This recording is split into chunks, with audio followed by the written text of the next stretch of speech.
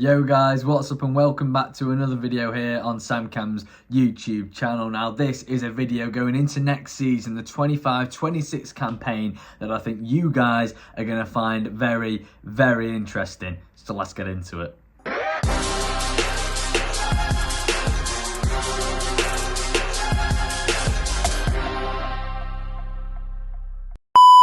In this video, I'm going to be going through all the business that I'd like to see Stoke do this summer, at least if I was in charge anyway. And who knows, maybe somebody at the football club could be watching this video right now and they might make some of the additions that I'm going for. But yeah, I'll even overlay on the screen right now. The effort that has gone into this video is absolutely crazy, I must say. So please do watch it all, share it to your friends, give it a like, comment on the video, let me know your thoughts on what I'm about to say. I'd be really interested and it would also be really appreciated. So yeah, let's get into it. Now there's no doubt about it, going into next season, Stoke have an aspiration of finishing probably in the top half of the Championship. The playoffs is probably more of a dream rather than a goal. It's sort of not realistic, I suppose. It's not a realistic target. If we could make the right additions in the summer, if we could get the transfer window right, then who knows, we could push into it. I don't think it always takes a lot to get into the top 6 of the Championship, especially that 6th, 5th spot. I think you just need a good run of form across the season. But I think from a Stoke point of view, anywhere above 12 would be nice. We haven't finished above 14 since our relegation from the Premier League in 2018. That speaks volumes, and it's got to improve for Stoke this season. And a transfer window is an extremely influential part of that happening. So yeah, let's get into what I'd do if I was in charge. Okay, so there's 3 players that I'd like to see leave Stoke on loan this transfer window. I'm going to be going through the outgoings a lot quicker than the incomings, but it is Nathan Lowe, Emre Tezgel and Tommy Simkin, all young players that have got bags of potential that I'd like to see integrated into the Stoke side in the future. But in terms of the here and now, going into next season, I don't think they've got a big part to play, and I think it would be a lot more beneficial for them and the Football Club Stoke if they went out on loan to League One, got a bit of experience under the belt, similar to how Nathan Lowe and Simkin did in League Two with Walsall last season. It improved them as players massively, and the next stage of progression for those 2 players and Emre Tezgel, who's just signed a new 2-year deal, is a loan move to League One. In terms of permanent outgoings, I'd be willing to see Tatsuki Seko leave, only having spent a year at the football club since his arrival last summer, but especially since the arrival of Mark Robins, he hasn't been a key part, and I think I don't see him being a key part next season. I don't feel like he's massively enjoying his time in England either. So I think he'd be happy to get that move away. And it could be beneficial for all parties involved. Stoke take a nice chunk of change for him that he can reinvest in other areas. I'd also certainly like to see Andre Vidigal and Ryan Meyer leave the football club this season. 2 players, again, that I don't think have key parts to play in the Mark Robins system in terms of his ideas going forward. So I think Andre Vidigal and Ryan Meyer will move on this summer, go for new things in their career, push for new challenges, because I don't think Stoke is probably where they want to be right now, with all due respect. I think they both need something new, they want something new, and again, if we can get a little bit of money for it that we can reinvest in other areas, it's good for all parties involved again. Another player I'd certainly be willing to let go this summer, I think he has to, is Niall Ennis. He had a really successful loan period in the second half of last season with Blackpool. Absolutely loved his football out there and it was really nice to see. I think he's a player with a really good attitude, a really good character. I just don't think he quite cuts Championship football. I didn't even think that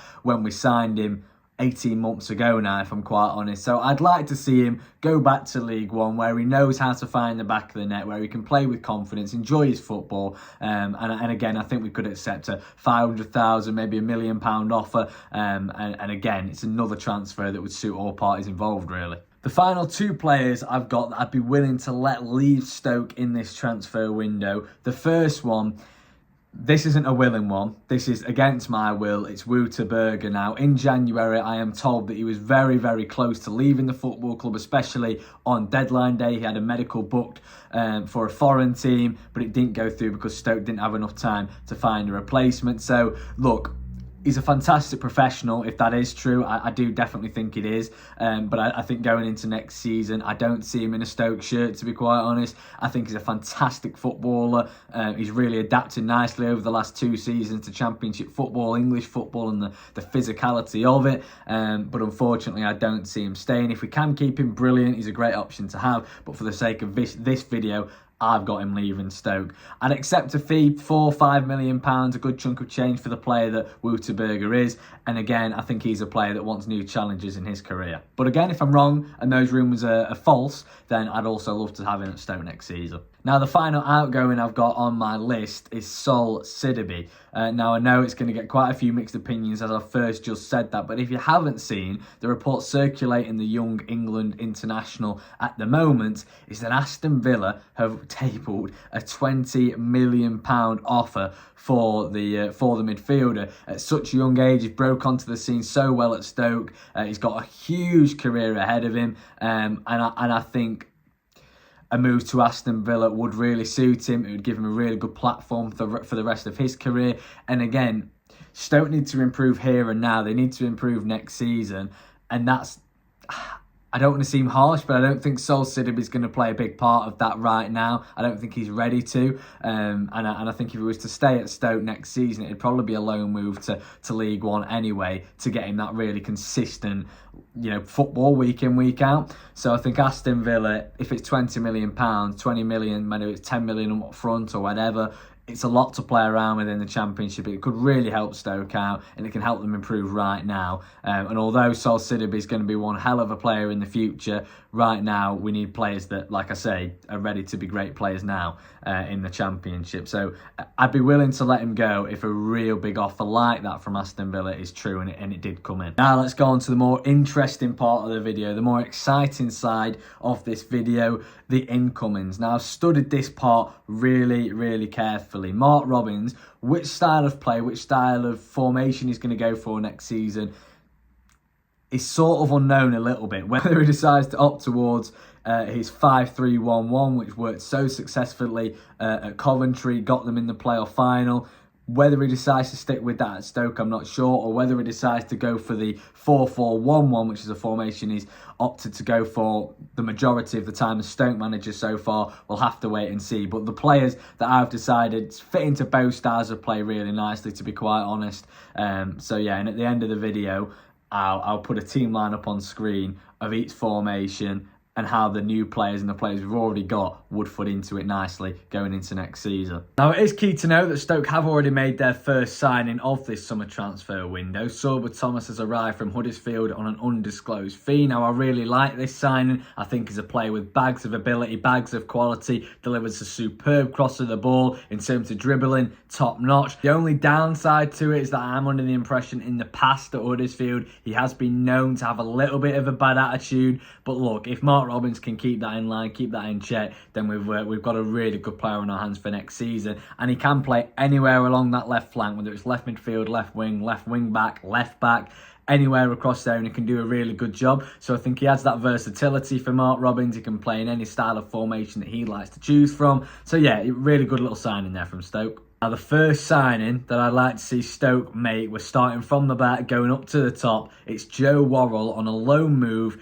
from Burnley. Now, I don't think we have the financial needs to pull this one off permanently, so I think a loan would be suitable for all parties involved. He struggled to stamp a spot in that Burnley side in the Championship last season due to the fantastic centre-back partnership they formed last season, keeping all the clean sheets they did with Steve and CJ Egan-Riley. And I think going to the Premier League, I think you'll find it even harder to find a looking into Scott Parker's plans at Burnley. So I think a move for him back down to the Championship could be really good. I think at Stoke he'd get a lot of game time. That's surely what he'll be wanting at this stage of his career now. He's 28 years of old, sort of in his prime right now. And like I say, at Nottingham Forest, he proved at this level of football how good he can be, and could be a really good option for Stoke, especially if we're going to play with three centre-halves. We're going to need a lot of options, a lot of versatility, a lot of competition for place, and Joe Worrell will certainly provide all of that. The second signing of the summer that I'd like to see Stoke go for is a loan move for Tyler Bindon. This would be a player coming in from Nottingham Forest, a very young centre-half that spent the most recent years playing at Reading in League One, where he's really, really impressed. One of the best young centre-backs in the country right now. That's why Nottingham Forest signed him in January, but I'm almost certain he will not be part of Nuno's Premier League plan, going into European football next season. And I think the next stage of his development as a footballer at his young age is a low move to the Championship. He's too good for League One, and I think it'd be nice to see him get out there in the Championship, see if he can cope with that level of football. And again, it would provide Stoke with a really good option at centre-half, especially if we're going to go for a 5-back this season. The third summer arrival I'd like to see Stoke make is Ethan Galbraith from Leyton Orient. After they lost in that playoff final, I think he's a player that could make the move to the Championship. He could make that step up. I know Huddersfield Town are in for him at the minute, so are Swansea City. So I'd like to see Stoke join that race. I don't think there's any reason we can't win it. I think as a fee, you'd be looking at paying around £2 million for this lad. Very, very, very, very versatile. And I think that's exactly what we need right now, especially after not giving a new contract to Jordan Thompson. We've lost that player that can play in multiple positions, whether it's at right back for Ethan Galbraith, whether it's in the midfield. Again, he can show composure and quality in both of those positions, and I think that's what Stoke need right now. If we are to pick up injuries next season, we need players that can play in multiple positions, that have a variety of positions on their agenda, and I think Ethan Galbraith, is a perfect example of that. It's a very small fee to play for the player that he is, in my opinion, and yeah, it will be a really good addition for the Stoke squad, not just next season, but in the future as well. He's got a really good career ahead of him, I think. And number 4 is one that I think is going to get a few mixed opinions. Now, I'm sure all Stoke fans would love to see him come to the Potteries, but it's whether we could pull it off. Barry Bannon from Sheffield Wednesday. Now, at first glance, you might be thinking, well, that's not very realistic. You said they were all going to be realistic. I actually think it is. The 35-year-old Scottish midfielder, Sheffield Wednesday legend, maybe you could say at this point.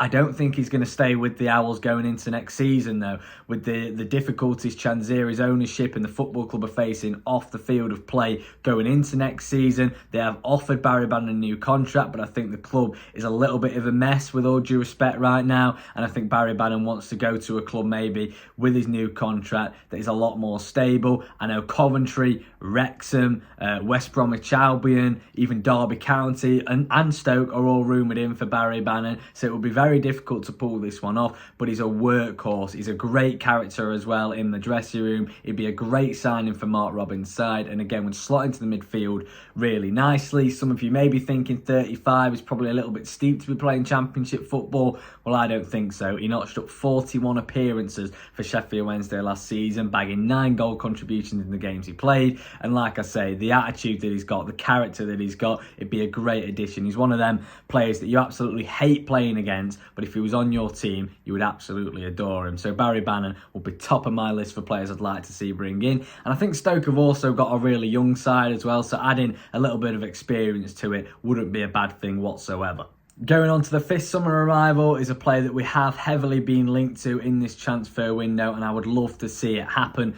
Thilo Asgard from Luton Town. The Norwegian attacking midfielder could slot in behind whoever's playing up front for Stoke next season really, really nicely. He impressed so much for Wigan in League One over the past few seasons, made the step up to the Championship with Luton in January for £3-4 million, I think it was around that, and really, really impressed. Whenever I watched him play, he came across as a really creative, gifted midfielder. I'd love to see him in a Stoke shirt next season. I know what you're thinking, why would he leave Luton so soon after joining them? Well, I tell you why. The Norwegian national team manager has told him that there is no way he'll get called up to the national team unless he plays at a higher level than League One next season. He will not be in the World Cup squad for 2026 unless he's playing higher than League One. So I think that will persuade him to make a move away. And the rumoured fee is around £3 million for Thilo Asgard.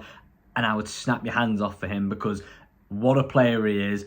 He'd fit into Robin's style of play perfectly, and as long as he could stay fit across the season, would be such an influential part of that Stoke side. So yeah, Thilo Asgard, the 5th signing, £3 million, but it would be £3 million well spent. We're going to carry on down the Luton Town pathway for the 6th summer arrival. They actually had a bid, the Hatters rejected in January, for this player of around $4 million. That equates to just under £3 million.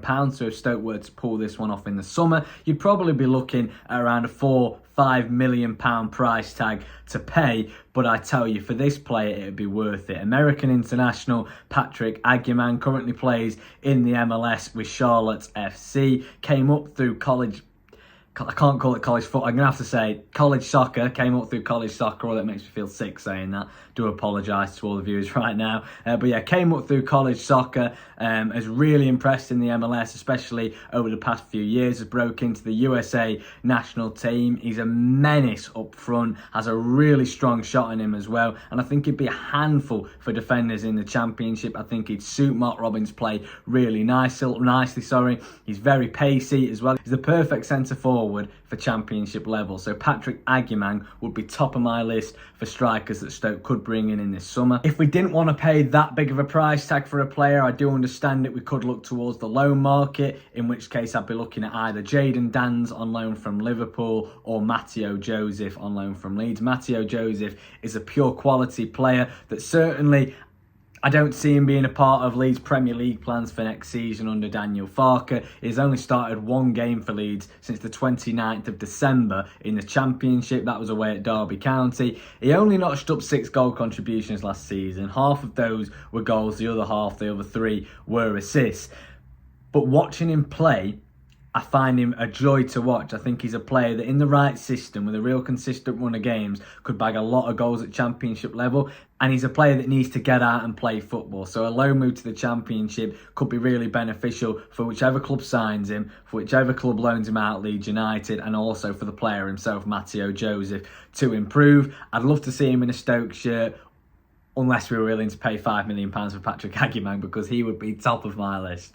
Another player we could look at, this isn't someone that I've got we need to sign, but I feel if we could pull it off, I do feel it's quite realistic. It would be a great addition to the side for next season. Louis Barry from Aston Villa, a loan move for this young man. Now, he has been on my wish list for a very long time now, even since he scored on his Aston Villa debut in the lockdown era against Liverpool in the FA Cup. He's been fantastic for Stockport over the past few seasons in League One and League Two. He made the step up to the Championship in January for Hull, but had very limited minutes due to injuries. But when he did play, he made his debut actually off the bench against Stoke last season and really impressed me in the 25 minutes he had there. I think he can play Championship level. I know Birmingham have shown interest in him this summer. Whether he'll make the move across from Villa to Birmingham with the rivalry there, I'm not sure. And I was thinking, if we did agree a move for Sol Sidibé with Aston Villa, maybe we could include some kind of verbal agreement with loaning in Louis Barry in exchange for Sol Sidibé. So yeah, you can have Sidibé, we'll take the 20 million as long as we can also have Louis Barry for a season as well. That kind of thing would be quite smart. Again, would suit all parties involved, which is what a loan move has to do, really. And Louis Barry, I think, would be really good for Stoke. And again, whether he's a must, I don't know, but if we could get him, he would add so much firepower to the side going into next season. So I've got him in my team lineups that I'll show you in a minute. But yeah, Louis Barry would be someone I'd love to see in a Stoke shirt next season. Right, well, excuse the sudden change of outfit. It's now the next day. I wanted to edit the part of the video you've just watched before going on to the final part that you're watching right now. And I'm glad I did that, actually, because I noticed a little mistake. I forgot to mention one final player that I'd be okay to see leave the club this summer before we go into next season's lineups, in my dream eyes, I suppose. And that is Jonno. Now, I think that's going to get a few mixed opinions, but look, I think Stoke are going to have to sell to be able to buy this summer. If we're going to sign all the players that are on my wish list that I said about, we're going to have to regenerate a little bit of income as well. And I think Jonno is a perfect example of that. I think in his first season at the club, he was very inconsistent. He did earn Player of the Year, and I think that was due to the final 2-3 months of the season where he had a really good spell, looked one of the best attacking players in the Championship at times. But it just hasn't been consistent enough. And I think last season especially, I don't want to see him coming across too harsh, but I think maybe he struggled to deal with the physicality of the Championship at times. And I do feel like there's better options for Stoke in the transfer market right now. He has also said in a recent interview that he'd be happy to leave Stoke if the right offer came in. He did also say he'd be happy to stay, but I think Mark Robins will want players that are 100% determined to be at the football club, to help the football club out. And I'm not saying Jonno isn't, but I think he's a player that deep inside he knows that maybe he wants something new, he wants a fresh start at a new club this summer. And I think we could get a real good chunk of change for him as well, because technically he is one hell of a player. He really is. It's just I don't think the Championship suits him. So a good £2, £3, £4 million price tag for Jonno, and I would accept it. Okay, let's have a look then of how all these signings would shape up in the Championship next season. Now, I'll put the photo on the screen now, and you can see it. I've got it right here next to me. So we'd start with Johansson in goal. We have to keep him next season, without doubt, one of the best goalkeepers in the Championship. Junior Chamadou at right back, Wilmot at right centre-back, and Joe Worrell at left centre-back. The left-back, Boca, I think, with a real good run of games, if he can keep fit throughout the season, he could be one of the top left-backs in the division, in my eyes. Million Manhoof on the right wing, another player that if he can keep fit, get a consistent run of games across the season, could be absolutely influential to how Stoke play. Lewis Baker and Barry Bannon in the midfield. Now, if Berger was to stay, I've got to say, I think it'd be Baker and Berger for me, or Bannon and Berger. Berger would be my number one, but I do see him leaving the club, unfortunately, this summer. So Bannon and Baker, the two midfielders. Louis Barry on the left wing. Thilo Asgard in the number 10 role, playing in just behind Patrick Agyemang. Now, of course, this can change around. If Stoke were to sign somebody like Jayden Danns instead, Matteo Joseph instead, they can start up front in front of Thilo Asgard. But everywhere else, that's the team I'd love to see Stoke line up with. And I think with that team, in that Mark Robins system we've seen at Stoke so far during his tenure at the club, would do really well. I think it could honestly push us into the top half, if not maybe edges maybe into that playoff battle, who knows. But it's also very, very important in the Championship to have a lot of depth, to have a lot of options. With the 46 games you play, the double game weeks quite often, you are going to suffer a lot of injuries. So I've put on the screen now sort of a B team a little bit. Now, yes, you can see Louis Barry's face in it again.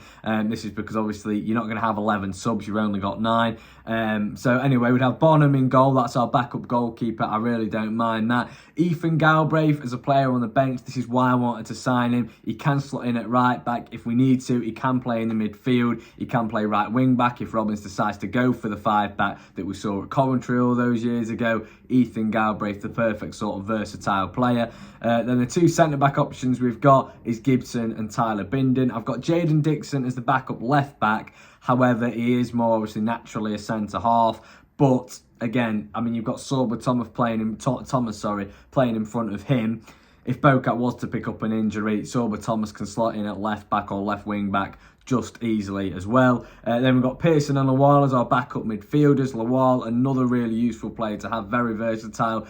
With my signings, we've got ourselves 4 centre-backs. If we're to play 3 and 2 get injured, Lawal, the versatility he's got, he can slot in very nicely at centre-half too. Then we've got Barry on the right wing. He wouldn't be my backup right winger without a shadow of a doubt. He'd be starting, but as I've already said about, there's not 11 subs in the Championship. Then you've got Sam Gallagher, who I honestly really like. I think he suffered far too much with injuries last season. But if he can stay fit throughout the entirety of the season, he's a great option for Stoke. He's a real hard worker. He's a grafter up front. He is a handful for defenders.